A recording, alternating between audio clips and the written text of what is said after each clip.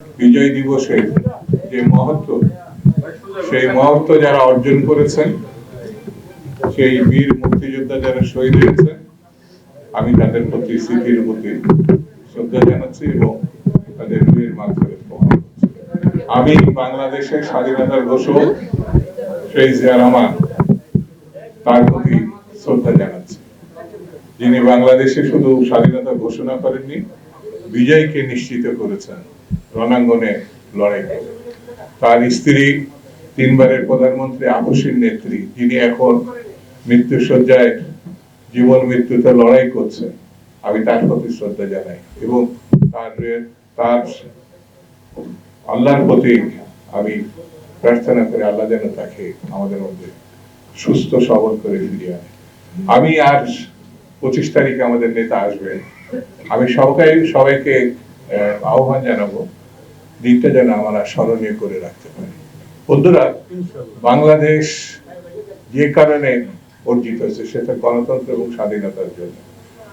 54 বছরে বারবার এটি আমরা পেয়েছি এবং হারিয়েছি। এখনো সন্দেহ দেখা দিয়েছে নানান ভাবে, সেটি হচ্ছে মহল বিশেষ একটি অবস্থা তৈরি করার চেষ্টা করছে যাতে নির্বাচন না হয়। এই জায়গাটায় আমাদের দৃঢ় প্রতিজ্ঞা থাকতে হবে, ঐক্যবদ্ধ থাকতে হবে এবং যে কোনো অর্থের স্বার্থে আমাদেরকে এক থাকতে হবে। যদি আমরা কোনো কারণে নির্বাচনটা করতে না পারি কোনো কারণে, তাহলে পার্শ্ববর্তী দেশের লাভ হবে, প্রতি স্বৈরাচারের লাভ হবে, কিন্তু বাংলাদেশের জনগণের লাভ হবে না, অভ্যুত্থানকারীদের লাভ হবে না।